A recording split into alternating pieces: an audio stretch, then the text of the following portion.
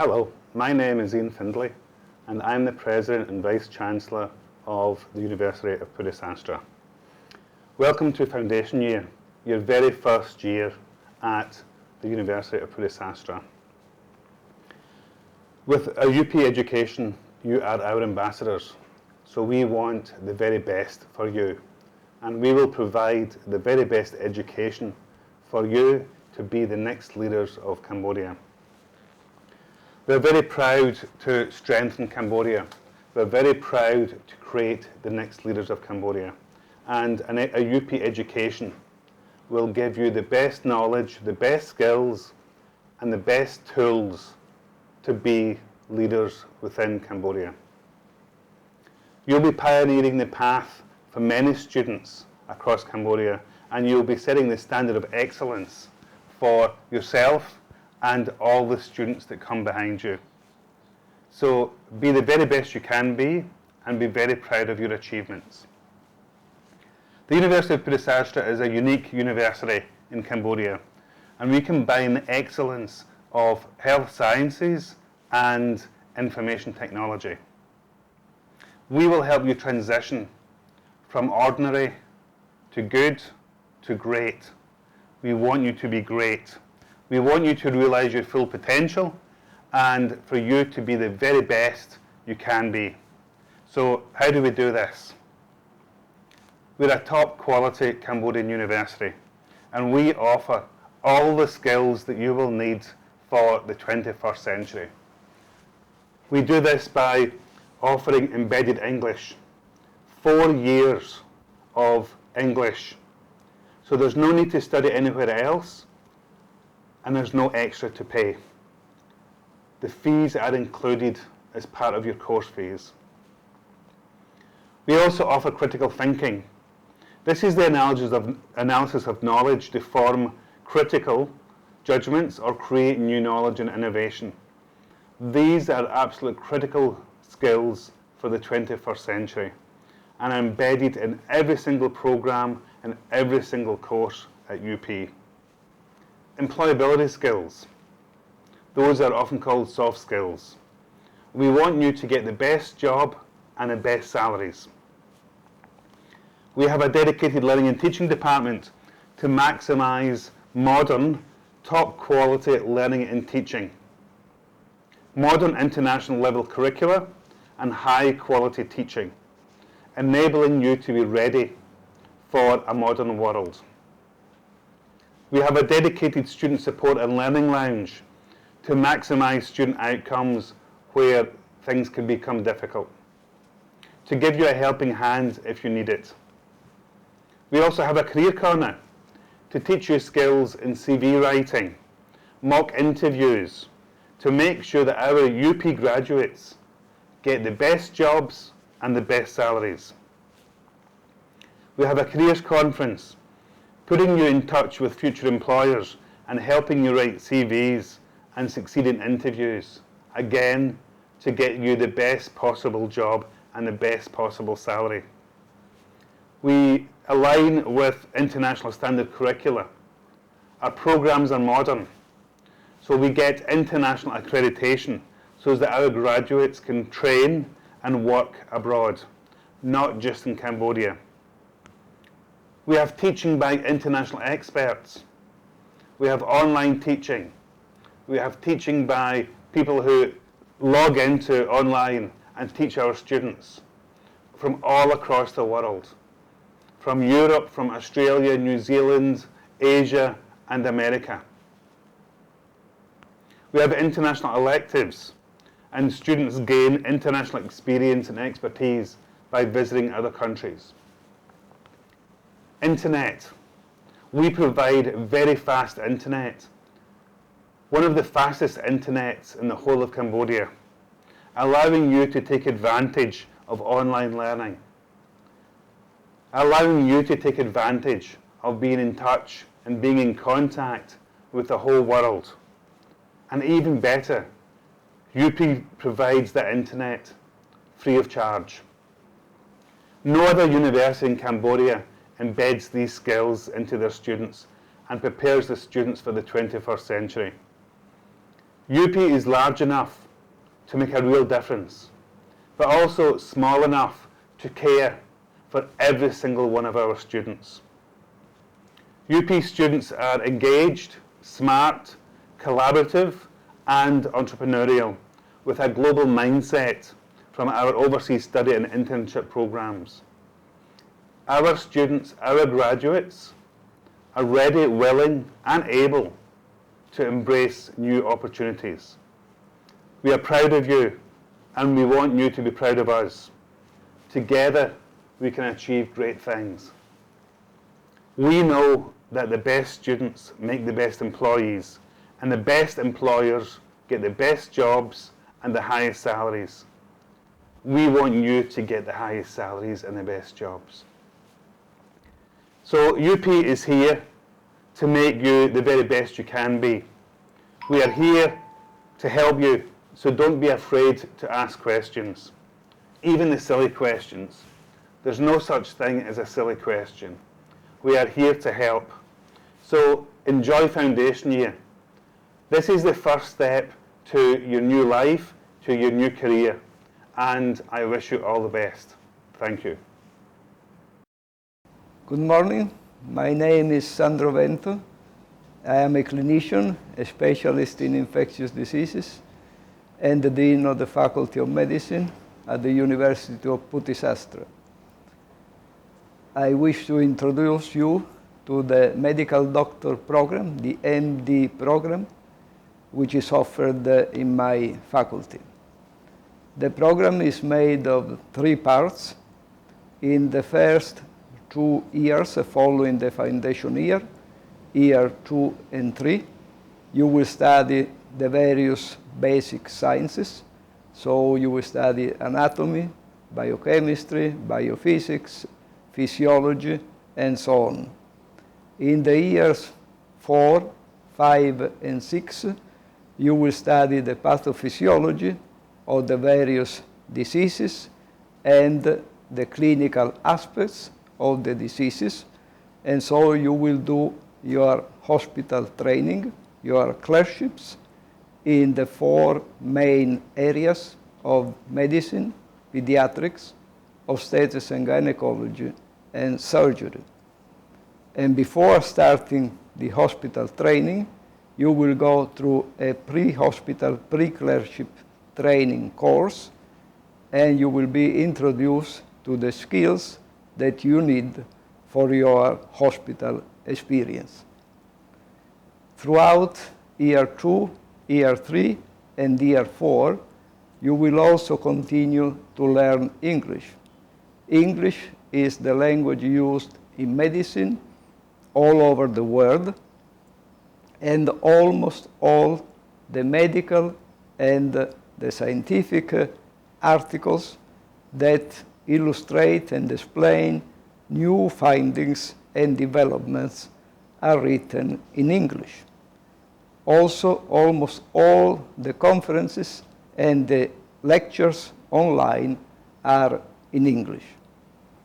So the knowledge of English at the good level is really a must for any medical doctor in any country nowadays.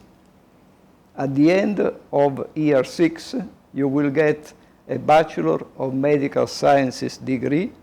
and you will be able to apply for residency programs, so for specialization programs in various universities. In year 7 and 8, you will do your hospital internships in, again, medicine, surgery, obstetrics and gynecology, and pediatrics. And your training will focus on the diagnosis and management of various conditions and diseases. Before starting the internship, you will go through a pre-internship, pre-hospital training course where modern simulation equipment and technology will be used, and you will be introduced to the maneuvers that you must know and that you will perform on the patients in the various hospitals. Following the completion of the internship, after passing the national exit exam, and before that the internal exit exam, and after defending a thesis, you will get a diploma in general medicine and will be able to practice as a doctor in Cambodia. The thesis is very important, and because there you will have the opportunity to really do research and go deeper into the subject that you like most during your studies. And so you will have the opportunity to show that you have really grasped the topic that you have chosen. I wish to remind you that studying medicine is not easy. It requires really constant commitment, constant devotion, the right mindset, and the real passion for medicine. And it will be necessary for you to develop and to then maintain an attitude of sincerity, and you should not be deterred by failures or setbacks. You should persevere, being convinced and understand what is known and what is still unknown in medicine, where still a lot is unknown. You will be expected to collaborate with me as the dean and with the colleagues in the Faculty of Medicine and the lecturers in the search for better ways and for you more appropriate ways to deliver the medical doctor program at the University of Putisastra and to facilitate your learning. And you will be expected to become an independent learner who will not rely only on what the lecturers will teach you, but also on what you can learn independently,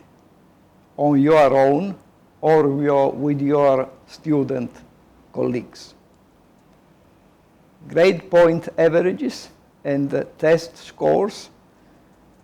are important to show that you have studied and you have learned.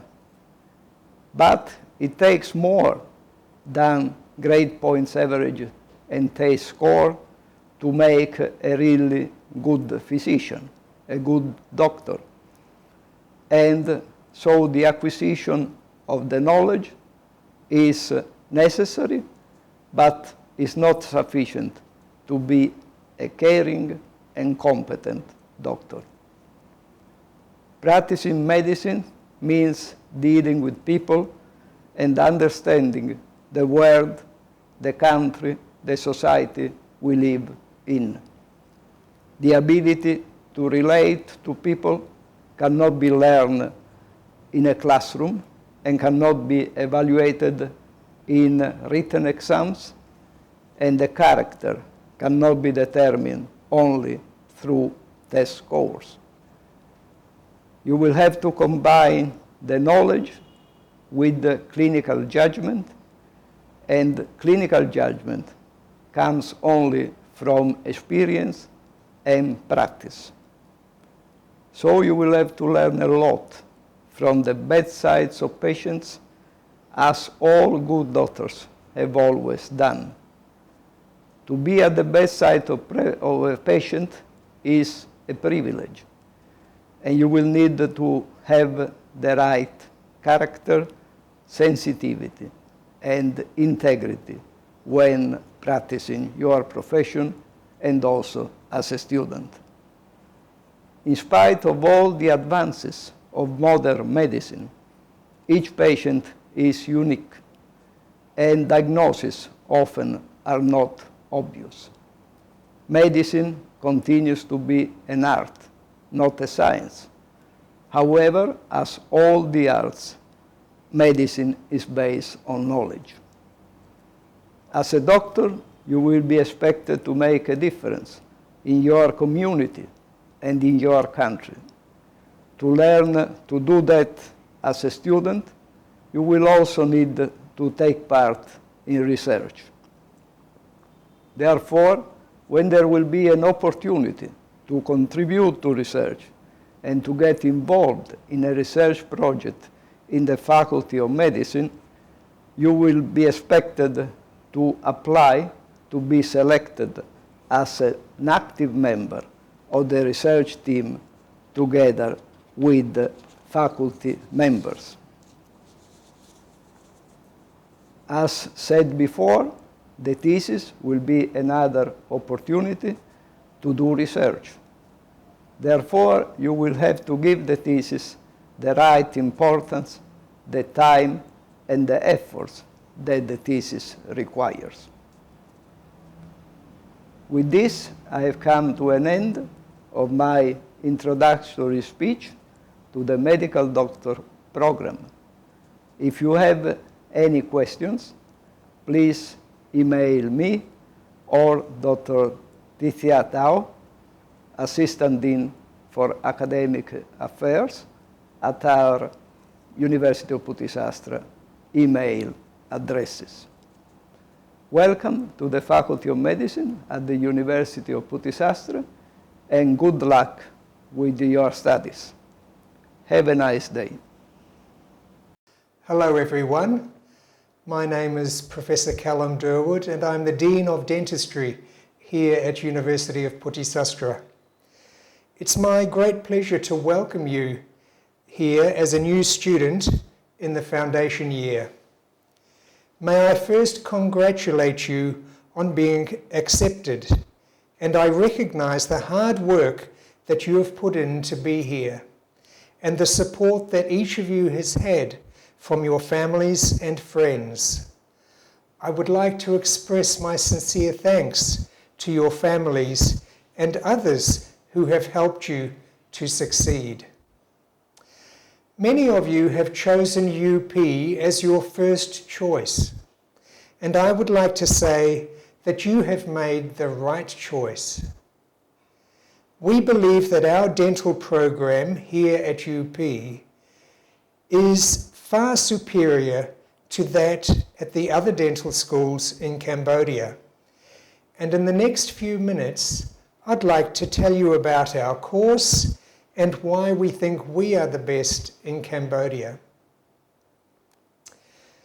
Let me start by describing what your journey will be like over the next 7 years.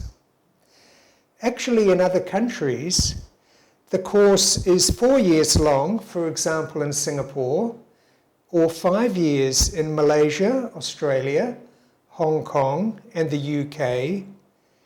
and in Thailand, Philippines, and Vietnam, it's 6 years. So we expect that having studied for 7 years, you will become a very competent dentist in that time. This is reflected by the fact that most of our graduates have little difficulty in finding a good job when they graduate, since their clinical skills are so good. We try to make the course interesting for our students, and this includes 4 years of hands-on clinical practice. If you went to the UHS, you would only have 2 years of clinical practice. So we think our students at UP are very lucky. The first 2 years you will mainly study the basic medical sciences, some of which you studied at school. Although we have to follow the national curriculum, which is not very good and is outdated, we have added some additional subjects to help you to get a better education. In year 2, you'll spend quite a lot of your time in the dental laboratory, learning about dental anatomy, for example. You will learn to draw and carve teeth from wax. You'll learn the lab steps in making models, making dentures and crowns, and so on. This is partly to help you develop your manual dexterity skills, which all dentists need. There is also a heavy emphasis on English at UP, starting in the foundation year and continuing until Year 4. Classes are divided according to your existing level of English. This focus on English is to your benefit. We do have many visiting lecturers who speak English. We have many exchange programs with overseas universities in Australia, the US, Japan, Thailand, Malaysia and Indonesia. And most of you will have a chance to go on one of these programs. But you need English to really get the most out of the experience. During your course, you'll be studying scientific papers from dental journals, as well as textbooks, and these are written in English. We also encourage our students to attend conferences here and overseas, and English is important if you want to understand what is being said. When you get to Year 5, you'll start working on writing a thesis in groups of 3 students. And most students write their thesis in English. And finally, our best students have opportunities to get scholarships to do postgraduate study overseas when they graduate. And a good English score is a requirement to get one of these scholarships. In Year 3, you'll start studying more of the dental courses to prepare you for starting to treat patients in Year 4. In Year 3, you'll spend a lot of time in the simulation laboratory, where you will learn many basic clinical skills on mannequins. Things like cavity preparations and restorations, putting on rubber dam, extraction techniques and suturing, these are all part of that course. We do have a good sim lab with 30 different dental units. As you move through the clinical years, you will gradually learn more and more clinical techniques. In the final year, you can learn to place implants. This is not something you can learn at the other dental schools. All of our lab and clinic sessions are closely supervised in small groups so that you have the best learning possible. We also send you out in your later years to provide dental treatment in the field. For example, we have a school program and a prison program where we provide basic dental services to those in need. Here at UP, we are very fortunate to have attracted most of the young dental specialists in Cambodia to teach you, both in the classroom and in the clinic. Almost all of them have graduated with master's degrees and PhDs from overseas. We have far more specialists teaching at UP than at the other schools. You can really get the most up-to-date information from them, and they are keen to help you to learn. Most of them come from the top clinics in Cambodia, such as Rumchong and Pachem. I hope you've already had a chance to visit our 21-chair UP dental clinic. It's modern, with good cross-infection control, and some equipment that other schools don't have. For example, we are the only dental school with a dental laser and a dental microscope that you can see here. This semester, I want every one of you to visit our dental clinic and have a thorough dental examination and x-rays. As future dentists, it's very important that you have good oral health and demonstrate good oral health behaviours. It's recommended that every person should see a dentist once a year for a checkup, and this is a practice we want you to follow. And the good news is that the dental checkups, x-rays and cleaning are free for dental students. After your checkup by a senior student, they will explain to you about what they've found and will suggest a treatment plan and give you some good advice about prevention of future dental problems. Please come to the clinic as soon as you can. Here at UP, we don't have a large number of full-time or half-time staff in our Faculty of Dentistry. Apart from myself, we have Assistant Professor Sun Soparit, the Deputy Dean, and Dr. Kong Kalyan, Assistant Dean. The clinic managers are Dr. Horn Serebot and Dr. Bixotir. In charge of dental business development is Dr. Kom Pisau. We also have several full-time clinic receptionists and dental assistants and one lab assistant. All of our staff warmly welcome you to UP. Although we don't normally see you much in the foundation year, please remember you are already a dental student. And if you ever have any problems or questions or suggestions, we would love to hear from you. We have an open door policy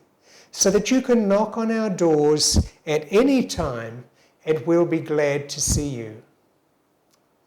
Finally, I wish to encourage all of you to work hard. Dentistry is not an easy course.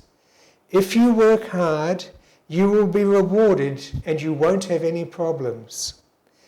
University is not like school. Here you need to take responsibility for your own learning.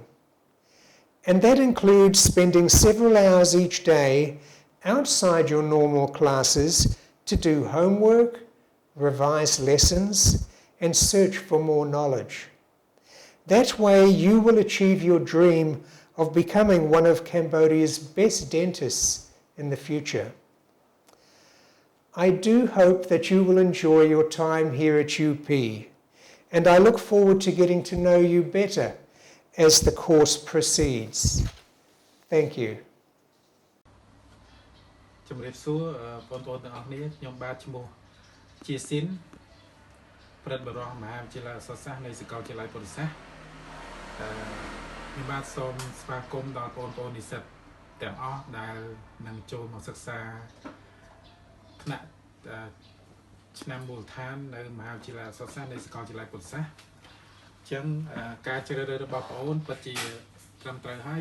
មហាវិទ្យាល័យអក្សរសាស្ត្រនៃសាកលវិទ្យាល័យពុទ្ធសាសន៍គឺជាមហាវិទ្យាល័យអក្សរសាស្ត្រដែលឈានមកគេនៅប្រទេសកម្ពុជាយើងឃើញថា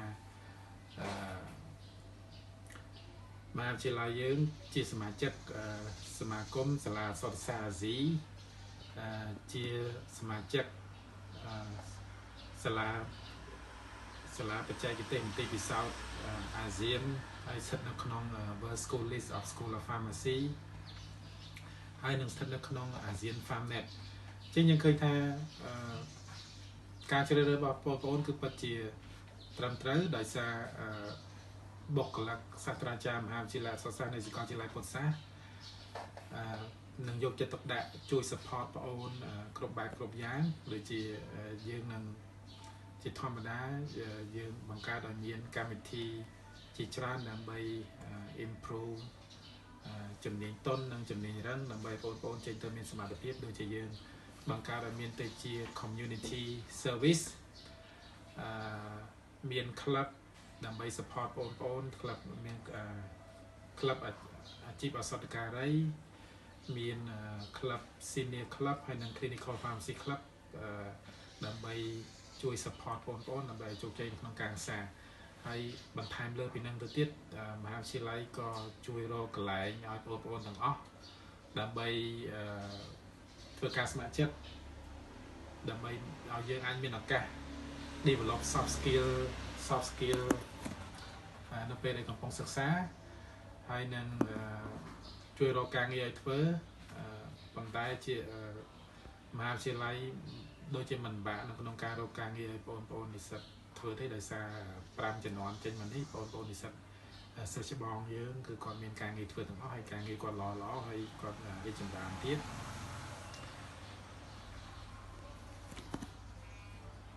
បន្ថែមលើពីការស្ម័គ្រចិត្តនៅក្នុងប្រទេសក៏យើងមាននៅក្រៅប្រទេសដែរយើងឃើញថា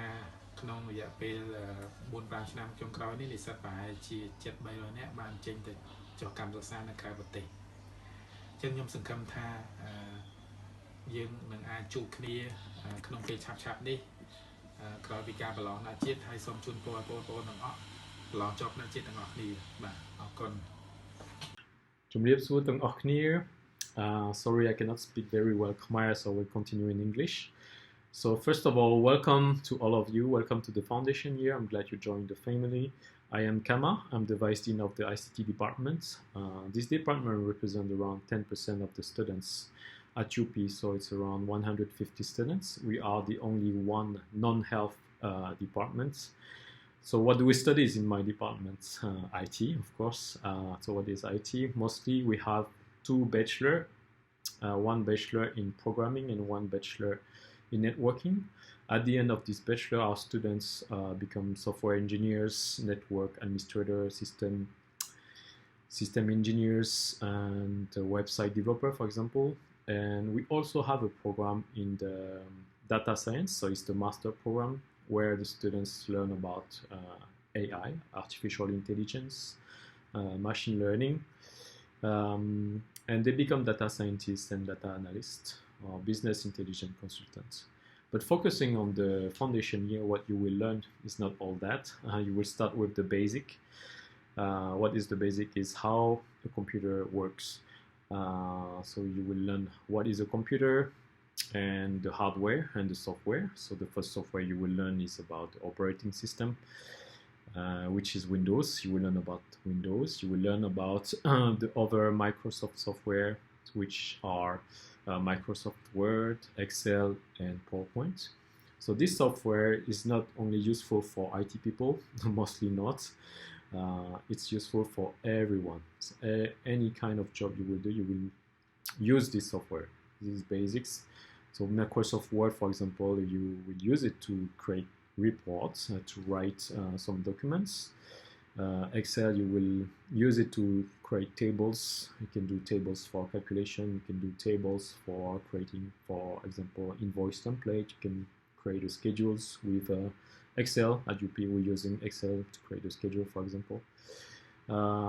For PowerPoint, it's mostly for slide presentation. So mostly the lecturer actually use PowerPoint to make presentations, so you will learn how to use it. Additionally, you will learn how to browse the internet, because today most of the information, 99.999% of the information are on internet, and it's very hard to find the correct information, so you will learn how to use Google, to use how to type the right keywords to find your information and other tricks. You will also learn how to use your email, of course. This is the basic. And this is for the foundation year program. And additionally, outside your curriculum, if you're interested to, even if you learn health science, medicine, or pharmacy, if you're interested in learning like web development, or mobile development, you can also take short course with the ICT departments and you will also have discounts on it. So that's it. I think if you have any question, you can contact me directly at the ICT department. You can have my contact through Sandas, the director of the foundation year, and I wish you good luck. So bye bye everyone. សួស្តីបងប្អូនទាំងអស់គ្នាស្វាគមន៍មកកាន់សាកលវិទ្យាល័យពុទ្ធសាសនាលោកគ្រូឈ្មោះវិបុលជាប្រធានស្ដីទី Department គុណភាពការសិក្សានិងការបង្រៀននិងនិស្សិតដែលភាសាអង់គ្លេសគេហៅថា Quality Learning and Teaching and Students សកត់ QLTS នៅក្នុង Department របស់គ្រូមាន4ផ្នែកមាន Learning Center ជាដកសិក្សា Partnership Engagement ភាពជាដៃគូគុណភាពការរៀននិងការបង្រៀនផ្នែកជួយគ្រប់គ្រងនិស្សិតផ្នែកធានាគុណភាពការរៀនការបង្រៀនធ្វើម៉េចឲ្យសាកលវិទ្យាល័យមានគុណភាពស្តង់ដារមានការរៀនការបង្រៀនមួយល្អដែល ទូស្គាល់ទាំងនៅក្នុងស្រុកខ្មែរយើងនឹងមានបានការដើម្បីទូស្គាល់ផ្នែកតំបន់និងអន្តរជាតិផងដែរជាថ្មីម្ដងទៀតសូមស្វាគមន៍បងប្អូនមកកាន់សាកលវិទ្យាល័យពុទ្ធសាសន៍ហើយសូមលោកគ្រូសូមណែនាំឲ្យស្គាល់សមាជិកនៅក្នុង department របស់លោកគ្រូអរគុណសូមឲ្យបងប្អូនទាំងអស់ជោគជ័យក្នុងការសិក្សា សួស្តីបងប្អូននិស្សិតនាងខ្ញុំឈ្មោះចិនចន្ទធីនាងខ្ញុំជាប្រធានផ្នែកមជ្ឈមណ្ឌលសិក្សានិងបណ្ណាល័យក្នុងកំឡុងពេលដែលបងប្អូនកំពុងសិក្សាអនឡាញប្រសិនបើបងប្អូនមានបញ្ហាក្នុងការប្រើប្រាស់ email Google Meet ឬក៏ YouTube បងប្អូនអាចធ្វើការទំនាក់ទំនងមកបុគ្គលិកបណ្ណាល័យយើងបានដែលមានលេខទំនាក់ទំនងនិង email ទំនាក់ទំនងនៅលើ website របស់បណ្ណាល័យដែលបង្ហាញនៅលើ slide ស្រាប់ឬក៏បងប្អូនអាចផ្ញើសារទៅកាន់ Facebook page ដែលមានឈ្មោះថា UP Library សូមអរគុណ សួស្តីក៏ដូចជាស្វាគមន៍មកកាន់សាកលវិទ្យាល័យពុទ្ធិសាស UP ខ្ញុំបាទឈ្មោះកលរដ្ឋាគឺជាបុគ្គលិកទទួលបន្ទុកកិច្ចសហការ Engagement and Partnership Officer ដូច្នេះកិច្ចការដែលខ្ញុំត្រូវទទួលខុសត្រូវជារួមមានទី1តាក់ទងជាមួយនឹងការចុះអនុសារណៈជាមួយនឹងសាកលវិទ្យាល័យក្នុងប្រទេសនិងក្រៅប្រទេសមួយចំនួនទៅលើការផ្លាស់ប្ដូរកម្មវិធីសិក្សារបស់សិស្សនិស្សិតក៏ដូចជាបុគ្គលិករបស់សាកលវិទ្យាល័យទី2គឺតាក់ទងជាមួយការចុះអនុសារណៈជាមួយនឹងមន្ទីរពេទ្យក្នុងប្រទេសនានាដើម្បីរៀបចំសិស្សនិស្សិតរបស់យើងឲ្យបានធ្វើការចុះកម្មសិក្សាទៅតាមជំនាញផ្សេងៗគ្នារបស់ពួកគាត់កិច្ចការបន្ទាប់គឺខ្ញុំទទួលខុសត្រូវទៅលើអតីតនិស្សិតសាកលវិទ្យាល័យពុទ្ធិសាសន៍ដែលវាជាក្លឹបមួយក្នុងការផ្ដល់ព័ត៌មានក៏ដូចជារក្សាទំនាក់ទំនងដ៏ល្អជាមួយនិស្សិតដែលបានបញ្ចប់ការសិក្សាពីសាកលវិទ្យាល័យពុទ្ធិសាសន៍ឬ UP របស់យើងហើយនៅមានកិច្ចការមួយចំនួនទៀតគឺខ្ញុំបានជួយនៅក្នុងការធ្វើ training ផ្សេងៗទៅដល់សិស្សនិស្សិតរបស់យើងដែលកំពុងសិក្សានៅសាកលវិទ្យាល័យពុទ្ធិសាសន៍ក៏ដូចជាជួយនៅក្នុងការ support តាក់ទងជាមួយនឹងការ student mission ឬក៏ការចុះបេសកកម្មរបស់និស្សិតក៏ដូចជាបុគ្គលិករបស់យើងនៅក្នុងសាកលវិទ្យាល័យពុទ្ធិសាសន៍និងកិច្ចការផ្សេងៗមួយចំនួនទៀតដែលមាននៅក្នុង QLTS បាទសូមអរគុណ សួស្តីបងប្អូនទាំងអស់គ្នាបងឈ្មោះងួនសេរីហើយសប្តាហ៍ថ្ងៃគឺជាបុគ្គលិកផ្នែកសិក្សានិងអប់រំនៅសាកលវិទ្យាល័យពុទ្ធិសាសន៍ការងារដែលបងត្រូវធ្វើជូនដល់សាកលវិទ្យាល័យការងារចម្បងតែម្ដងគឺធ្វើការសិក្សាស្រាវជ្រាវតាក់ទងជាមួយនឹងវិធីសាស្ត្រនៅក្នុងការបង្រៀនហើយចែករំលែកចំណេះដឹងដែលបងបានពីការសិក្សាស្រាវជ្រាវតាក់ទងនឹងវិធីសាស្ត្របង្រៀនជូនដល់លោកគ្រូអ្នកគ្រូនៅសាកលវិទ្យាល័យក្នុងគោលបំណងពង្រឹងសមត្ថភាពបង្រៀនរបស់ពួកគាត់ឲ្យ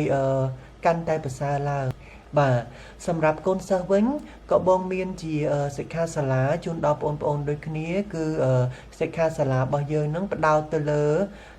វិធីសាស្ត្រនៅក្នុងការរៀនក៏ដូចជាការសិក្សាបាទហើយក្នុងហ្នឹងគឺ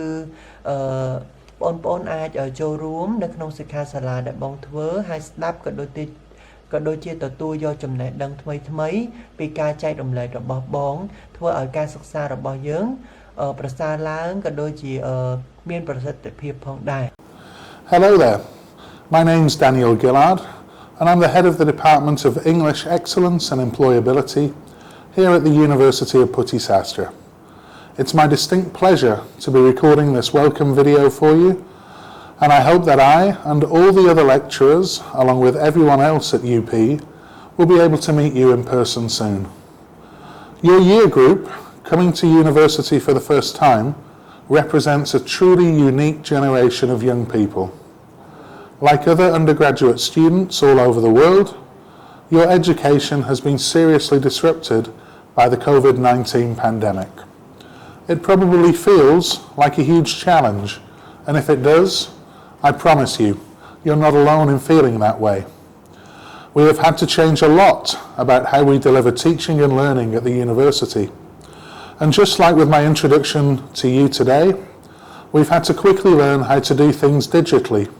using videos, interactive websites, Google Meet, and something we call UPOP, which is the University of Putti-Sastra's online teaching portal. All students who come to study at UP learn English, from foundation year through to year 4 of your studies. English is embedded in every course in this way, whether you're here to become a doctor, a nurse, a midwife, a dentist, an ICT graduate, a pharmacist, a laboratory scientist, or one of the many other fascinating career options awaiting you. So many careers for you to step into one day. I imagine you must be very excited. For whatever career area you're planning to enter, when the day comes that you graduate from UP, the use of English is very likely to be an essential part of your work and your life. English is the most spoken second language in the world, with around 1 billion people speaking it, alongside their own first languages every day. Here at UP, we want you to be at the front of the queue for the very best jobs and opportunities when you graduate, both here in Cambodia and globally, or in case you want to study abroad for part of your degree as well. This is why we provide you with 4 years of English language learning. In your foundation year, you will have an English class 5 days a week. Some of these classes will take place using either Google Meet or a physical classroom when we can reopen our classrooms again. Some of your teaching and learning will take place on UPOP. Don't worry, you'll be provided with all the training you need to use UPOP. Once you get to know it, it's a really great online system. For every course we teach, we'll provide you with a course outline so you know exactly what you'll be learning about. You'll be able to find out more about this as you settle into life at UP. But the first thing we'll do together is an English language proficiency test. It's not like a normal exam, so again, don't worry. You don't have to revise or study for it. We ask everyone to do the test so we can place you in the best English class that matches your current understanding of the language. When you have been enrolled in the correct class at the start of the first week of normal teaching, you will meet your English lecturer. We have 11 English lecturers on the team, and they come from all over the world, including Cambodia, but also from England, like myself, Wales, Germany, and the United States of America. We're a truly international team, and we're here to help you, not just with English, but with lots of other activities that we support at the university. I know that you will have a lot to take in today and in the coming days as you settle into life at the university. We don't expect you to remember everything immediately. I am here to help you, and I want to make sure that your time at the university is the most enjoyable it can possibly be.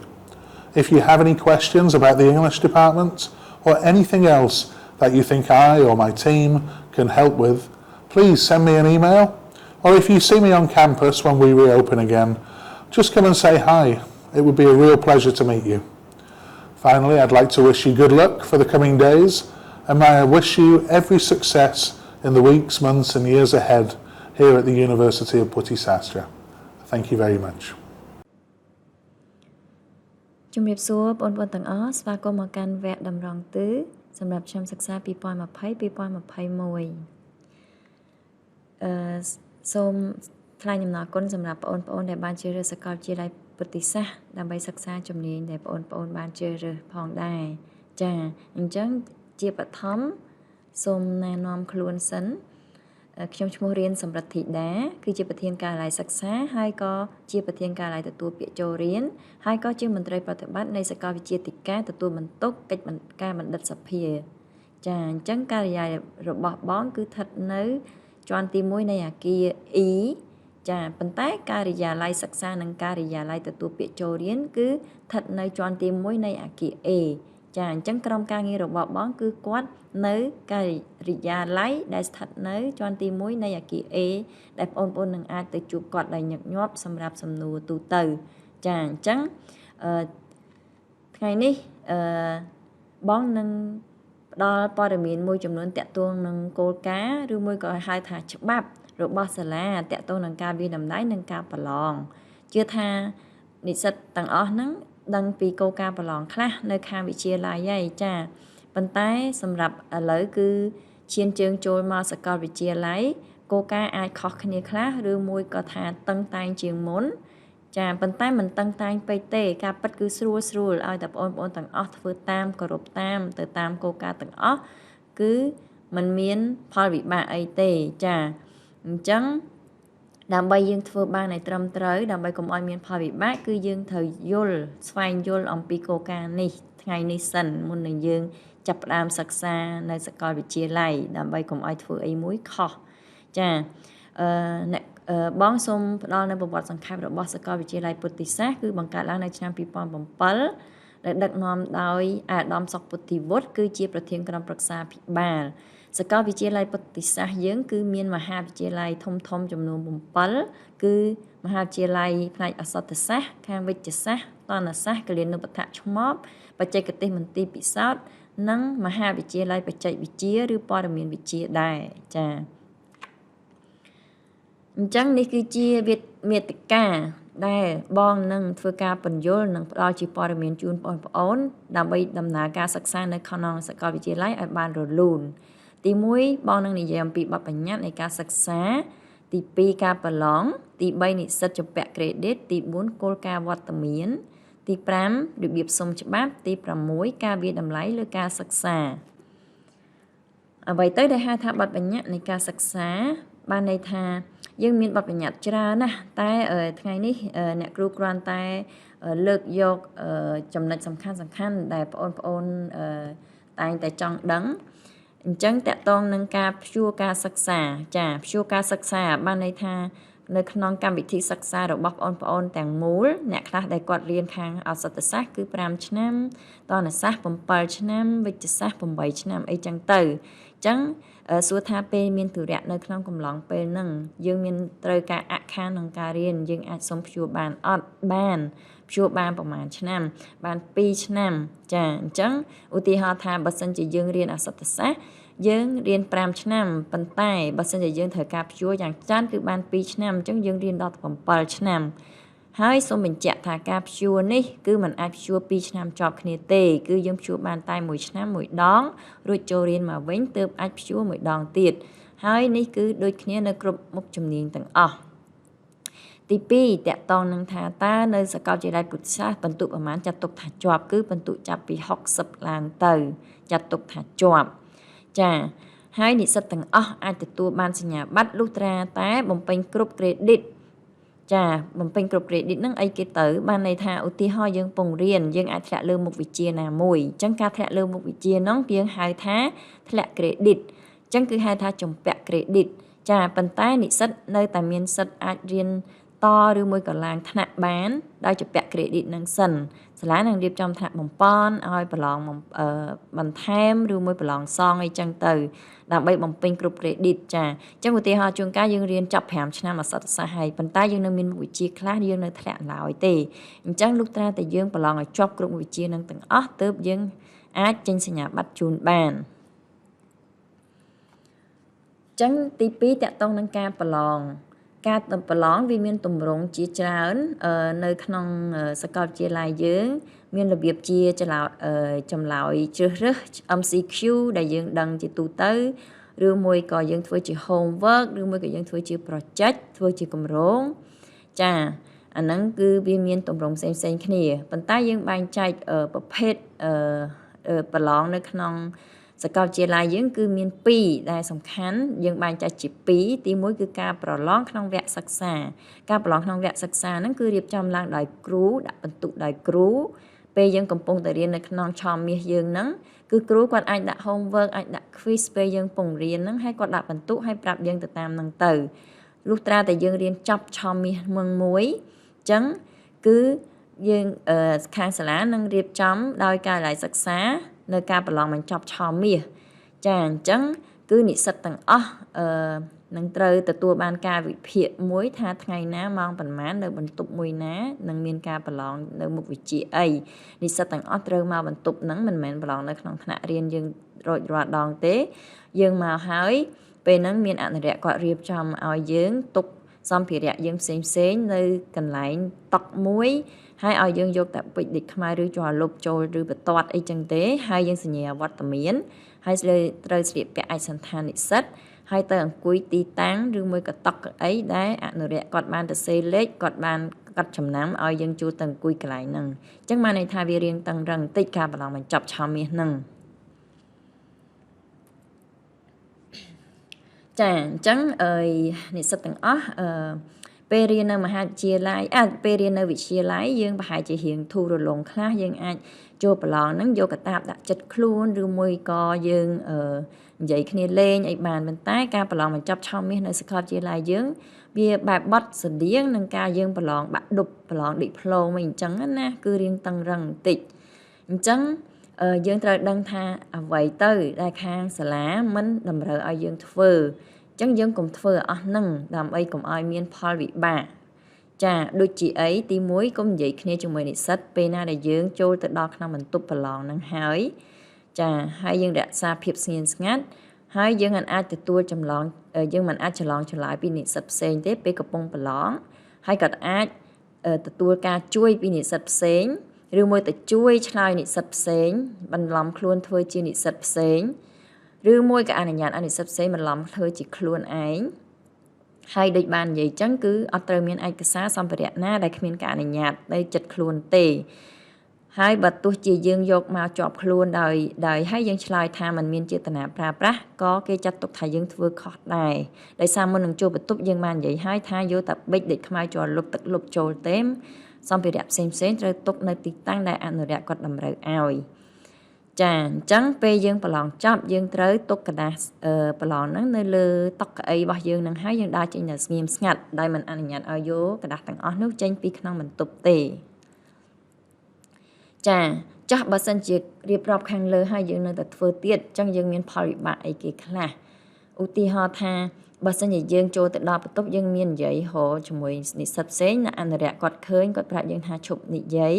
ហើយយើងនៅតែធ្វើទៀតជាលើកទី2ពេលហ្នឹងអនុរិយគាត់នឹងកាត់ឈ្មោះយើងទុកពេលយើងប្រឡងនៅមុខវិជ្ជានឹងហើយគេនឹងកាត់បន្ទុក30បន្ទុកឧទាហរណ៍ថាការពិតយើងប្រឡងត្រូវសឹងតែទាំងអស់បាន90បន្ទុកប៉ុន្តែពេលណាដែលអនុរិយគាត់បានកត់ត្រាថាយើងបាននិយាយគ្នាលេងគឺគេកាត់30បន្ទុកចេញពី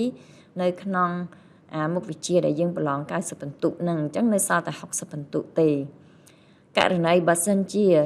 អនុរិយរកឃើញกระดาษស្នាមឬមួយសម្ភារៈឧទាហរណ៍មានជា telephone smart watch នៅលើខ្លួនរបស់យើងទោះជាយើងមិនប្រើក៏ដោយមិនបានមើលក៏ដោយក៏គេចាត់ទុកថាយើងមានគោលបំណងធ្វើរឿងមិនស្មោះត្រង់អញ្ចឹងគឺគេឲ្យយើងធ្លាក់តែម្ដងគឺទទួលបានបន្ទុក0នៅលើមុខវិជ្ជានោះ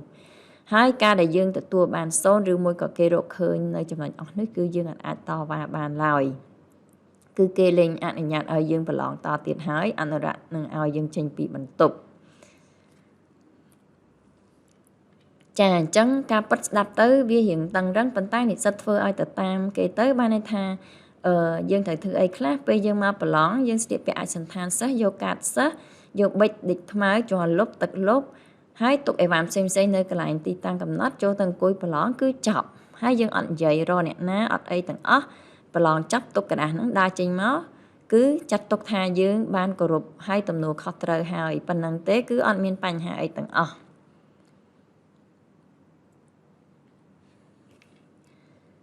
ចាមិញសូមបន្ថែមឧទាហរណ៍បើយើងមានសំណួរអីយើងអាចលើកដៃទៅស្ងៀមស្ងាត់អនុរិយឃើញយើងលើកដៃគាត់នឹងដើរទៅជិតយើងដើម្បីនិយាយជាមួយយើងមិនបាច់ចាំបាច់និយាយស្រែកហៅអីចឹងទេចាអញ្ចឹងមួយទៀតអ្វីដែលគេហៅថាការប្រឡងឆមាសធ្លាក់អញ្ចឹងមិញបងបាននិយាយហើយបន្ទុកចាប់ពី60ឡើងទៅគឺយើងចាត់ទុកថាជាប់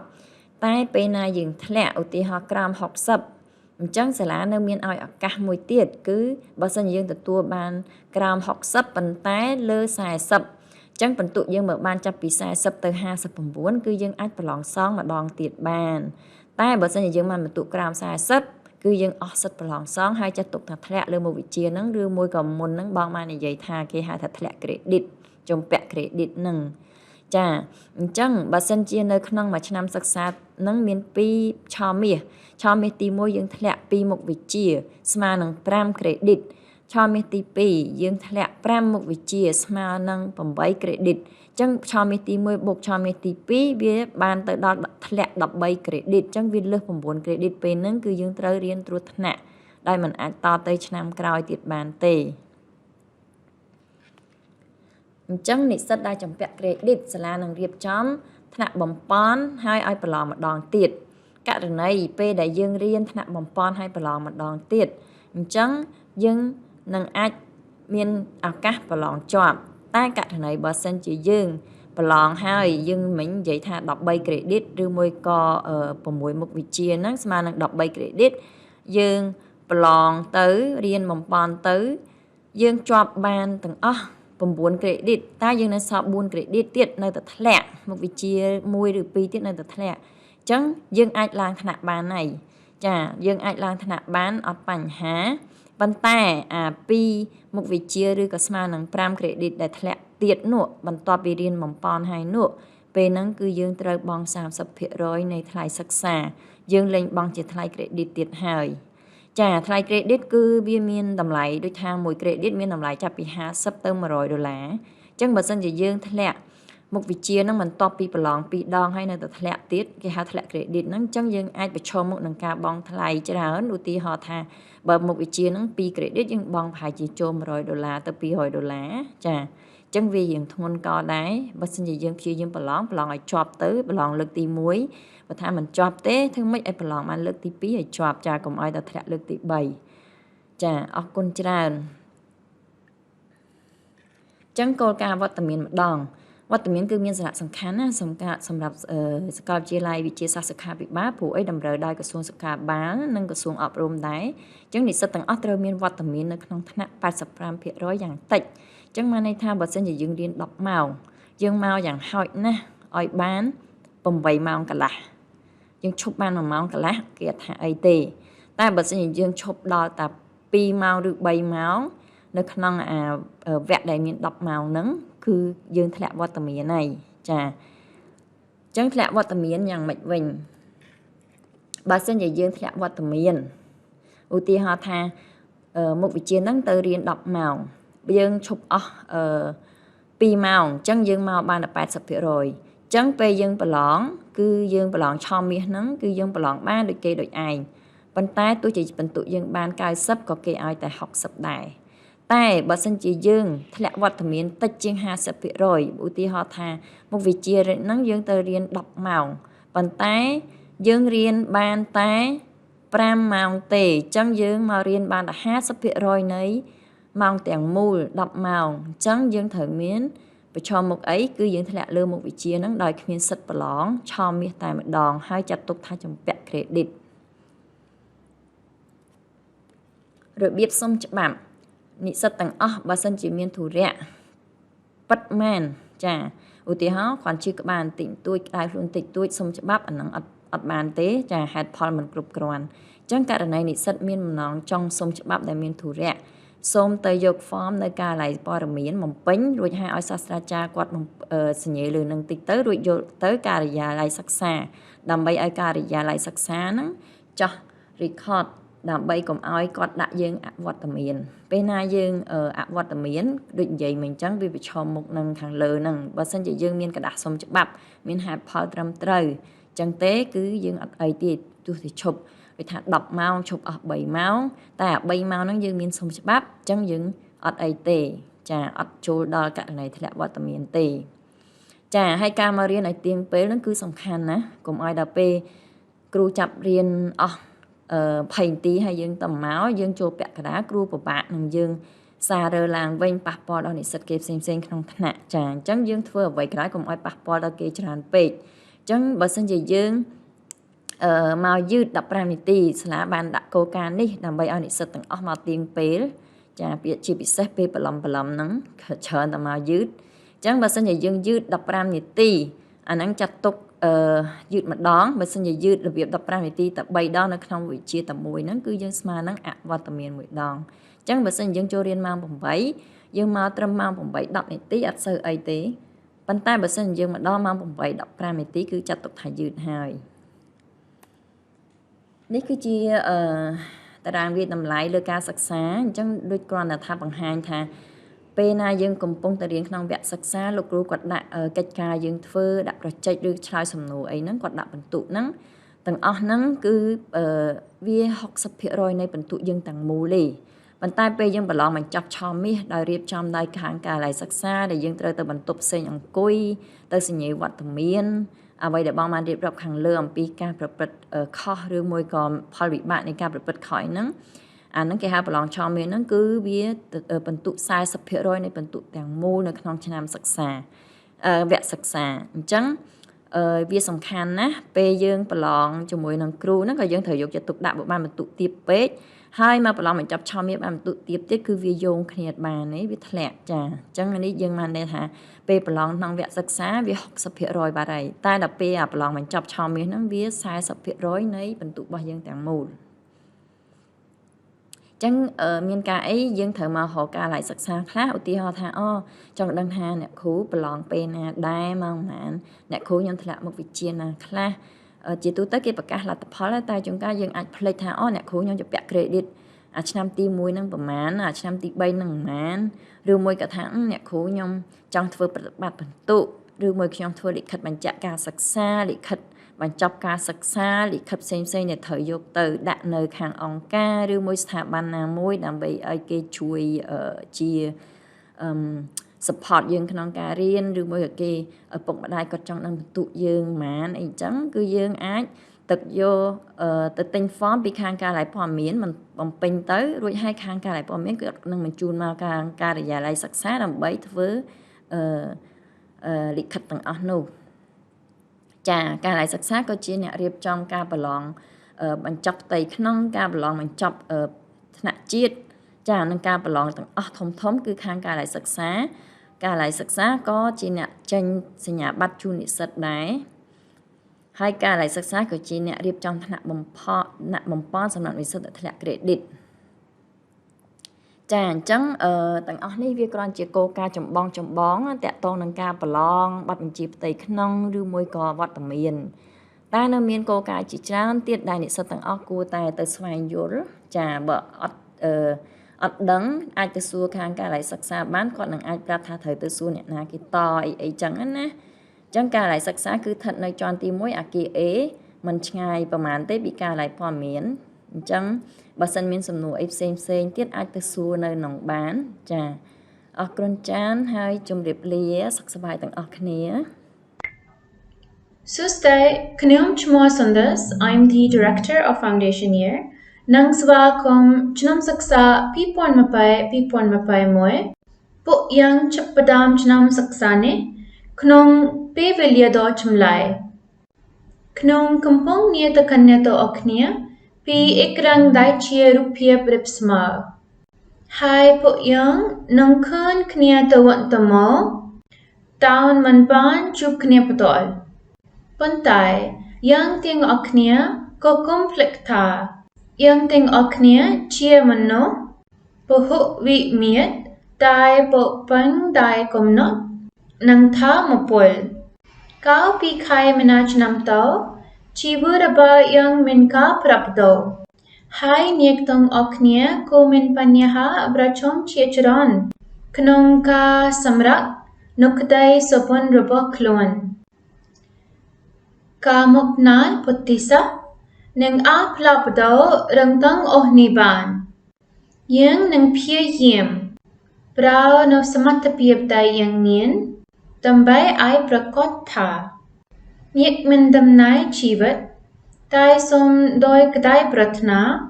និងដំណើរជីវិតតែមិនគួរអូចាប់ពីពេលនេះទៅយើងបានសូត្រមអត្ថមត់និងនៅតែសូត្រមអត្ថមត់នៅរាល់ឧបសគ្គទាំងអស់អាទិភាពជាចម្បងរបស់ពួកយើងនៅតែជាការរីកលូតលាស់ផ្នែកបញ្ញានិងសង្គមរបស់និស្សិតយើងខណៈពេលដែលយើងយកចិត្តទុកដាក់ទៅលើសុខភាពសុវត្ថិភាពនិងសុខុមាលភាពរបស់សហគមន៍យើងខណៈពេលដែលវិបត្តិសុខភាពជាសកល COVID-19 នៅតែបន្តពួកយើងជឿជាក់ទៅលើអំណាចនៃការផ្លាស់ប្ដូរបរិយាកាសរៀនដ៏រស់រវើករបស់ UP ហើយទោះបីជាខ្ញុំចង់ស្វាគមន៍អ្នកទាំងអស់គ្នាត្រឡប់ទៅរៀននៅសាលាផ្ទាល់ជាជាងអ្វីទាំងអស់ក៏ដោយខ្ញុំជឿជាក់ថាបទពិសោធន៍របស់អ្នកទាំងអស់ជាមួយយើងដែលរៀនតាមរយៈអនឡាញនិងអាចារ្យគឺអរពើក៏ដូចជានឹងមានការចូលរួមពី ពីអ្នកទាំងអស់គ្នាយើងនឹងចាប់ផ្ដើមឆ្នាំសិក្សាថ្មីរបស់យើងជាមួយនឹងអត្ថប្រយោជន៍ដោយក្នុងក្រុមទី1សមត្ថផលរួមនិងតម្លៃនៃកិច្ចសហការទី2ដើម្បីឲ្យលូតលាស់និងរីកចម្រើនមិនគ្រាន់តែដើម្បីប្រឡងជាប់ពួកយើងនឹងចាប់ផ្ដើមជាមួយនឹងការតាំងចិត្តដើម្បីគាំទ្រនិស្សិតរបស់ពួកយើងនិងបុគ្គលិកគ្រប់ផ្នែករបស់យើងដែលទាំងនេះគឺជាការបដោះដ៏ចម្បងរបស់យើងពួកយើងនឹងនៅជាមួយអ្នកទាំងអស់គ្នាអ្នកគ្រប់ជំហានទាំងអស់ដើម្បីឲ្យអ្នកទាំងអស់គ្នាក្លាយជាមនុស្សម្នាក់ដែលស្គាល់ខ្លួនឲ្យច្បាស់សូមស្វាគមន៍មកកាន់គ្រួសារ UP ជំរាបសួរបងប្អូននិស្សិតទាំងអស់គ្នានាងខ្ញុំឈ្មោះជេងច័ន្ទមារ៉ាគឺជាអនុប្រធានផ្នែកឆ្មបនៅសាកលវិទ្យាល័យពុទ្ធិសាស្ត្រថ្ងៃនេះនាងខ្ញុំពិតជាមានសេចក្តីសោមនស្សរីករាយខ្លាំងណាស់ដែលបានឃើញបងប្អូនទាំងអស់គ្នាជ្រើសរើសមកសិក្សានៅសាកលវិទ្យាល័យពុទ្ធិសាស្ត្រដើម្បីសម្រេចនៅគោលបំណងនៃពេលអនាគតរបស់ពួកយើងទាំងអស់គ្នាសាកលវិទ្យាល័យពុទ្ធិសាស្ត្ររបស់យើងបានបណ្ដុះបណ្ដាលនិស្សិតឆ្មបដែលពោរពេញដោយសមត្ថភាពចំនួន7ជំនាន់ដែលមាននិស្សិតប្រមាណជាង400នាក់រួចមកហើយជំនាញឆ្មបនេះគឺជាជំនាញមួយដែលផ្ដល់ការថែទាំជាពិសេសដោយផ្ដោតទៅលើស្ត្រីហើយនិងទារកទើបនឹងកើតហើយជំនាញនេះផងដែរគឺបានជួយកាត់បន្ថយនៅអត្រាមរណភាពមាតានិងទារកនៅក្នុងប្រទេសកម្ពុជាយើងបានច្រើនខ្លាំងមែនទែនការសិក្សានៅសាកលវិទ្យាល័យពុទ្ធិសាស្ត្រយើងនេះគឺយើងបានផ្ដល់នៅកម្មវិធីសិក្សាឆ្មបចំនួន3ផ្សេងៗគ្នាមានដូចជាថ្នាក់បរិញ្ញាបត្ររងឆ្មបថ្នាក់បរិញ្ញាបត្រឆ្មបនិងថ្នាក់បរិញ្ញាបត្រគិលានុបដ្ឋាឆ្មបថ្នាក់បរិញ្ញាបត្រគិលានុបដ្ឋាឆ្មបនេះគឺជាថ្នាក់ពិសេសមួយសម្រាប់និស្សិតថ្នាក់បរិញ្ញាបត្ររងគិលានុបដ្ឋាដែលគាត់ចង់ក្លាយទៅជាឆ្មបអញ្ចឹងគឺគាត់ត្រូវការមកសិក្សាវគ្គនេះចំណាយពេលត្រឹមតែ1ឆ្នាំហើយគាត់នឹងក្លាយទៅជាឆ្មបដែលមានសញ្ញាបត្របរិញ្ញាបត្រផងដែរការចូលរួមសិក្សានៅសាកលវិទ្យាល័យពុទ្ធិសាស្ត្រនេះគឺយើងបានផ្ដល់ជូននៅការបង្ហាត់បង្រៀនពីគ្រូដែលគាត់មានសមត្ថភាពនិងមានជំនាញមានបទពិសោធន៍ពេញលេញហើយក្រៅពីទទួលការបង្ហាត់បង្រៀនពីសាស្ត្រាចារ្យពីគ្រូដែលគាត់មានជំនាញពេញលេញហើយសាកលវិទ្យាល័យរបស់យើងក៏បានផ្ដល់នៅមុខវិជ្ជាបន្ថែមមួយចំនួនដើម្បីឆ្លើយតបទៅនឹងទីផ្សារការងារជាតិនិងអន្តរជាតិនាពេលបច្ចុប្បន្នផងដែរមុខវិជ្ជាបន្ថែមដែលពួកយើងបានផ្ដល់ឲ្យនេះមានដូចជាថ្នាក់ភាសាអង់គ្លេសហើយនិងជំនាញផ្នែកប្រើប្រាស់កុំព្យូទ័រផងដែរមិនតែប៉ុណ្ណោះសម្រាប់និស្សិតដែលមករៀននៅសាកលវិទ្យាល័យពុទ្ធិសាស្ត្រផ្នែកឆ្មបគឺពួកយើងបានផ្ដល់នៅកម្មវិធីសិក្សាបន្ថែមសម្រាប់ក្រុមនិស្សិតឆ្នាំទី3ដែលគាត់ត្រៀមបញ្ចប់ការសិក្សាអញ្ចឹងការបង្រៀនបន្ថែមនេះគឺផ្ដោតទៅលើការរៀនផ្នែក OSCE ឬក៏យើងហៅថាការរៀនផ្នែកអនុវត្តដើម្បីឲ្យគាត់អាចអនុវត្តបានដោយមានភាពជឿជាក់ហើយគាត់អាចប្រឡងបានប្រកបដោយជោគជ័យហើយការបង្រៀននេះគឺផ្ដល់ជូននិស្សិតដោយឥតគិតថ្លៃខ្ញុំជឿជាក់ថាការជ្រើសរើសសិក្សានៅសាកលវិទ្យាល័យពុទ្ធិសាស្ត្រគឺជាជម្រើសដ៏ត្រឹមត្រូវបំផុតដែលសាកលវិទ្យាល័យពុទ្ធិសាស្ត្រនឹងបណ្ដុះបណ្ដាលនិងអភិវឌ្ឍនៅធនធានសុខាភិបាលដែលមានជំនាញជាក់លាក់និងពិតប្រាកដជូនដល់បងប្អូនដែលជានិស្សិតគ្រប់រូបនៅទីនេះជំរាបសួរបងប្អូននិស្សិតនាងខ្ញុំឈ្មោះតុនស្រីពៅជាប្រធានផ្នែកថែទាំនៅសាកលវិទ្យាល័យពុទ្ធិសាស្ត្រនាងខ្ញុំសូមធ្វើការស្វាគមន៍យ៉ាងកក់ក្ដៅបំផុតសម្រាប់បងប្អូននិស្សិតដែលចូលរួមរៀនថ្នាក់សិក្សាមូលដ្ឋាននៅសាកលវិទ្យាល័យពុទ្ធិសាស្ត្រផ្នែកគិលានុបដ្ឋាឬក៏ផ្នែកថែទាំនេះបានចាប់ដំណើរការនៅសាកលវិទ្យាល័យពុទ្ធិសាស្ត្រជាង1ទសវត្សរ៍មកហើយយើងមាននិស្សិតជាច្រើនបានបញ្ចប់ការសិក្សាពីសាកលវិទ្យាល័យពុទ្ធិសាស្ត្រទៅដោយសពថ្ងៃពួកគាត់កំពុងតែបម្រើការងារនៅមន្ទីរពេទ្យរដ្ឋមន្ទីរពេទ្យឯកជននៅអង្គការក្រៅរដ្ឋាភិបាលក៏ដូចជានៅគ្រឹះស្ថានបណ្ដុះបណ្ដាលដទៃទៀតជាច្រើននៅក្នុងផ្នែកគិលានុបដ្ឋានេះមាន3ជំនាញធំហើយនឹងមានវគ្គបណ្ដុះបណ្ដាលរយៈពេលខ្លីជាច្រើនទៀតខ្ញុំចង់រៀបរាប់អំពីកម្រិតនៅក្នុងការបណ្ដុះបណ្ដាលមាន3កម្រិតគឺកម្រិតបញ្ញាបត្ររងដែលនិស្សិតអាចនឹងសិក្សារយៈពេល3ឆ្នាំបរិញ្ញាបត្រគិលានុបដ្ឋានិស្សិតនឹងអាចធ្វើការសិក្សារយៈពេល4ឆ្នាំហើយនឹងផ្នែកបរិញ្ញាបត្ររងបន្តយកបរិញ្ញាបត្រដែលនិស្សិតនឹងត្រូវធ្វើការសិក្សាររយៈពេល2ឆ្នាំមានវគ្គបណ្ដុះបណ្ដាលខ្លីៗជាច្រើនទៀតដូចជាវគ្គបណ្ដុះបណ្ដាលតាក់ទងទៅនឹងការថែទាំរបួស វគ្គបណ្ដុះបណ្ដាលតាក់ទងទៅនឹងការបង្រៀនអំពីការចាក់សរសៃដែលមានប្រសិទ្ធភាពការប្រើប្រាស់នៅសម្ភារៈទំនើបនៅក្នុងការបណ្ដុះបណ្ដាលក៏ដូចជាការប្រើប្រាស់ម៉ាស៊ីនក្នុងការយកអគ្គិសនីបេះដូងជាដើមអញ្ចឹងបងប្អូនទាំងអស់ដែលបានជ្រើសរើសសិក្សាផ្នែកគិលានុបដ្ឋាកនៅសាកលវិទ្យាល័យពុទ្ធិសាសន៍នេះ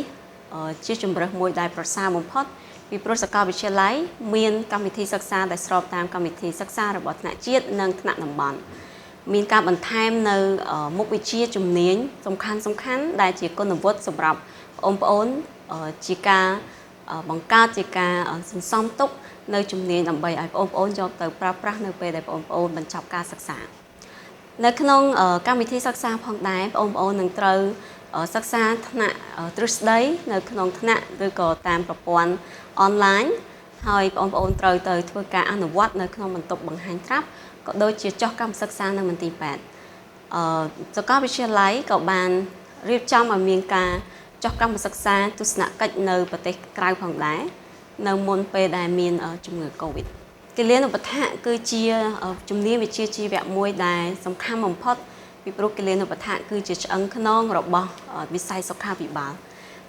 ការដែលបងប្អូនជ្រើសរើសយកគិលានុបដ្ឋាកជាជំនាញនៅក្នុងការសិក្សាក្រោយវិទ្យាល័យរបស់បងប្អូននេះគឺបងប្អូនមានចិត្តមេត្តាចិត្តថែរក្សាហើយនឹងយកចិត្តទុកដាក់បំផុតសម្រាប់អ្នកនៅជុំវិញរបស់បងប្អូនក៏ដូចជាប្រទេសជាតិរបស់ខ្លួនឯងផងដែរពីព្រោះបងប្អូនអាចមើលឃើញនៅពេលដែលតម្រូវការគិលានុបដ្ឋាកដើរជួរនៅក្នុងការថែទាំអ្នកជំងឺ Covid គិលានុបដ្ឋាកគឺជាក្រុមវិជ្ជាជីវៈមួយដែលនៅជួរមុខគេនៅក្នុងការថែទាំអ្នកជំងឺ Covid និងប្រយុទ្ធប្រឆាំងជាមួយនឹងជំងឺ Covid ប្រាក់បៀវត្សរបស់គិលានុបដ្ឋាកបានប្រសើរឡើងនិងបានយកចិត្តទុកដាក់ជាខ្លាំងដោយរដ្ឋាភិបាលស្របពេលជាមួយនឹងការងាររបស់គិលានុបដ្ឋាកត្រូវបានស្របពេលជាមួយនឹងទីផ្សារការងាររបស់គិលានុបដ្ឋាកមានតម្រូវការខ្ពស់មែនទែនជាក់ស្ដែងគិលានុបដ្ឋាកដែលបានបញ្ចប់ការសិក្សាពីកម្មវិធីសិក្សារបស់សាកលវិទ្យាល័យសុទ្ធតែមានការងារល្អៗទាំងអស់គ្នាមិនថានៅមន្ទីរពេទ្យអន្តរជាតិមន្ទីរពេទ្យជាតិក៏ដូចជានៅដៃគូអភិវឌ្ឍន៍ដទៃទៀតគឺមានតម្រូវការគិលានុបដ្ឋាកដើម្បីទៅបម្រើការងារឲ្យវិស័យទាំងអស់នោះជាសរុបមកវិញវិជ្ជាជីវៈគិលានុបដ្ឋាកជាវិជ្ជាជីវៈមួយដែលមានសារៈសំខាន់ជាទីបំផុតពីព្រោះវិជ្ជាជីវៈនេះជាការបញ្ចូលគ្នានៅសេចក្តីស្រឡាញ់និងការថែរក្សាដ៏ខ្ពស់បំផុតសម្រាប់អ្នកជំងឺសម្រាប់ប្រជាជនសម្រាប់ក្រុមគ្រួសារនិងសាច់ញាតិដែលនៅជុំវិញបងប្អូនខ្ញុំសូមសំណូមពរនិងសូមលើកទឹកចិត្តឲ្យបងប្អូនបន្តជ្រើសរើសវិជ្ជាជីវៈគិលានុបដ្ឋាកជាវិជ្ជាជីវៈដែលបងប្អូនយកចិត្តទុកដាក់នៅក្នុងការសិក្សាជាចុងក្រោយខ្ញុំសូមជូនពរឲ្យបងប្អូនមានសុខភាពល្អនិងមានសុវត្ថិភាពសូមអរគុណសួស្តីអ្នកទាំងអស់គ្នាបាទលោកគ្រូឈ្មោះលោកគ្រូសុធាហើយលោកគ្រូគឺជាលោកគ្រូម្នាក់ក្នុងចំណោមលោកគ្រូជាច្រើនអ្នកទៀតក៏ដូចជាអ្នកគ្រប់គ្រងម្នាក់នៅក្នុងមន្ទីរពេទ្យព្យាបាលធ្មេញរបស់សាកលវិទ្យាល័យពុទ្ធិសាសន៍ផងដែរបងប្អូនទាំងអស់គ្នាដឹងអត់ថានៅក្នុងបរិវេណនៃសាកលវិទ្យាល័យពុទ្ធិសាសន៍របស់យើងណាគឺមានមន្ទីរពេទ្យមួយដែលជាមន្ទីរពេទ្យសម្រាប់ទទួលសេវាកម្មខាងផ្នែកព្យាបាលធ្មេញអញ្ចឹងនិយាយរួមទៅគឺថាមន្ទីរពេទ្យហ្នឹងគឺនៅក្នុងបរិវេណសាលាហ្នឹងតែម្ដងអញ្ចឹងក្នុងករណីដែលបងប្អូនមានបញ្ហាពាក់ព័ន្ធជាមួយនឹងសុខភាពមាត់ធ្មេញគឺថាគ្រាន់តែចុះពីខាងលើពីក្នុងថ្នាក់មកហើយនៅជាន់ផ្ទាល់ដីគឺជាមន្ទីរពេទ្យសម្រាប់ព្យាបាលធ្មេញហ្នឹងតែម្ដងបាទទាំងអស់គ្នាដឹងថាមន្ទីរពេទ្យរបស់មន្ទីរពេទ្យព្យាបាលធ្មេញនៃសាកលវិទ្យាល័យពុទ្ធិសាសន៍យើងបានបើកតាំងពី 6-7 ឆ្នាំមុនមកហើយមកដល់បច្ចុប្បន្ននេះគឺយើងទទួលមើលអ្នកជំងឺប្រហែលជាជាង 20000 នាក់រួចរាល់ទៅហើយពួកគាត់ដឹងថាពួកគាត់មកពីខាងណាខ្លះមានអ្នកខ្លះមកពីរតនគិរីមណ្ឌលគិរីបាត់ដំបងគឺគាត់សុខចិត្តធ្វើដំណើរពីចម្ងាយដើម្បីមកទទួលសេវាកម្មព្យាបាលនៅក្នុងមន្ទីរពេទ្យព្យាបាលធ្មេញសាកលវិទ្យាល័យពុទ្ធិសាសន៍របស់យើងមួយទៀតបងប្អូនប្រហែលជាឆ្ងល់ផងដែរថាតើនរណាគេពួកជាអ្នកព្យាបាលទៅដល់អ្នកជំងឺទាំងអស់នោះ មិនចឹងហ៎បាទអញ្ចឹងសម្រាប់មន្ទីរពេទ្យព្យាបាលថ្មីនៃសាកលវិទ្យាល័យពុទ្ធិសាស្ត្រគឺយើងមានសេវាកម្មចំនួន2ប្រភេទបាទទី1គឺជាសេវាកម្មដែលទទួលការព្យាបាលដោយនិស្សិតទណ្ឌសាស្ត្ររបស់យើងតែម្ដងដែលពួកគាត់ចាប់ផ្ដើមចូល clinic តាំងពីឆ្នាំទី4រហូតដល់ឆ្នាំទី7បាទហើយសេវាកម្មមួយទៀតគឺជាសេវាកម្មដែលធ្វើដោយលោកស្រីតនបណ្ឌិតទូទៅលោកស្រីតនបណ្ឌិតឯកទេសដែលគាត់មានបទពិសោធន៍យូរឆ្នាំហើយគាត់បម្រើទៅដល់សេវាកម្មនេះគឺយើងហៅថា private service ឬក៏សេវាកម្មឯកជនបាទអញ្ចឹងក្នុងករណីបងអូនឈឺធ្មេញបាទអញ្ចឹងបងអូនអាចជ្រើសរើសនៅក្នុងចំណោមសេវាកម្មទាំងពីរអញ្ចឹងចង់ទទួលការព្យាបាលចង់ពិគ្រោះយោបល់ជាមួយនឹងនិស្សិតរបស់យើងឬក៏ចង់ពិគ្រោះយោបល់ឬក៏ទទួលការព្យាបាលជាមួយនឹងលោកស្រីតនបណ្ឌិតរបស់យើងបើសិននិយាយពីបរិក្ខារឬក៏សេវាកម្មគឺថាយើងមានគ្រប់ទាំងអស់បាទយើងមានគ្រប់ទាំងអស់អញ្ចឹងតាំងពីការថត X-ray តាំងពីការដាំបកគោនៅក្នុងឆ្អឹងតាំងពីការពុតធ្មេញតាំងពីការដាក់ធ្មេញដកធ្មេញទាំងអស់គឺយើងមានសេវាកម្មគ្រប់បែបយ៉ាងអញ្ចឹងបើសិនជាបងអូនមានបញ្ហានៅក្នុងពាក់ព័ន្ធជាមួយនឹងសុខភាពមកធ្មេញកន្លែងណាមួយគឺទាំងអស់គ្នាអាចជ្រើសរើសជាមួយសេវាកម្មនៅក្នុងមន្ទីរពេទ្យព្យាបាលធ្មេញរបស់សាកលវិទ្យាល័យពុទ្ធិសាស្ត្របានតែម្ដងទាំងអស់គ្នាប្រហែលជាចាប់អារម្មណ៍ថានៅក្នុងដៃរបស់ខ្ញុំកំពុងតែកាន់អីហ្នឹងហើយអានេះគឺជាដំណឹងល្អមួយចង់ប្រាប់អ្នកទាំងអស់គ្នាថានេះគឺជាបានសម្អាតធ្មេញដែលឥតគិតថ្លៃបាទបានសម្អាតធ្មេញដែលឥតគិតថ្លៃហើយជាកាដូមួយដែលយើងរៀបចំនឹងបកគលឲ្យអ្នកទាំងអស់គ្នាផងដែរបាទអញ្ចឹងទាំងអស់គ្នាកុំភ្លេចណាស្វែងរកបានមួយសន្លឹកនេះហើយនៅពេលដែលបងអូនទទួលបានមួយសន្លឹកនេះគឺមានន័យថាបងអូនអាចនឹងមកសម្អាតធ្មេញក៏ដូចជាថត feel ទូចចំនួន2ដែលឥតគិតថ្លៃក៏ដូចជាពេលវេលានៅក្នុងការពិគ្រោះយោបល់ដែលឥតគិតថ្លៃជាមួយនឹងគ្រូពេទ្យរបស់យើងផងដែរណាបាទអញ្ចឹងព្យាយាមតាក់ទងសិស្សច្បងរបស់យើងដែលពួកគាត់មានបានទៅហើយបងអូនអាចនឹងសុំបាននឹងពីគាត់ណាបាទឬក៏យើងអាចទំនាក់ទំនងទៅកាន់លេខ012 414 563ហើយមួយខ្សែទៀតបាទ098 414 563បាទ098 414 563បាទអញ្ចឹងសូមបញ្ជាក់ថាខាងបុគ្គលិក receptionist របស់យើងគឺគាត់នៅរងចាំទទួលស្វាគមន៍បងប្អូនហើយបងប្អូនអាចនឹងតាក់ទងទៅតាមលេខទូរស័ព្ទដែលបានប្រាប់ខាងលើនៅក្នុងការទទួលយកបានឬក៏អាចតាក់ទងផ្ទាល់ទៅកាន់សិស្សនិស្សិតរបស់យើងដែលគាត់មានពាក់ឯកសណ្ឋានពណ៌កាគីទាំងខោទាំងអាវរបស់គាត់គឺជាឈុតឯកសណ្ឋានរបស់គាត់តែម្ដងអញ្ចឹងបើសិនជាឃើញពួកគាត់អាចសម្គាល់ថានឹងហើយគឺជានិស្សិតទណ្ឌសាស្ត្រនិស្សិតពេទ្យថ្មីពួកគាត់អាចជាឆ្នាំទី4ទី5ទី6ទី7ឡើងទៅអញ្ចឹងអាចតាក់ទងទៅគាត់ដើម្បីនឹងសុំយកបាននេះហើយនៅពេលដែលបងប្អូនបាក់យកមានបាននេះគឺនៅពេលដែលបងប្អូនចូលមកបង្ហាញបាននេះទៅគឺបងប្អូនអាចនឹងទទួលការសម្អាតធ្មេញដែលឥតគិតថ្លៃហើយនឹងការថតដែលឥតគិតថ្លៃផងដែរអញ្ចឹងបើសិនជាមានចម្ងល់បន្ថែមអាចតាក់ទងជាមួយនឹង receptionist របស់យើងក៏ដូចជាលេខទូរស័ព្ទក៏ដូចជា Facebook របស់ UP Dental Clinic ផងដែរសូមបញ្ជាក់លេខទូរស័ព្ទជាថ្មីម្ដងទៀតលេខទូរស័ព្ទ cell card 012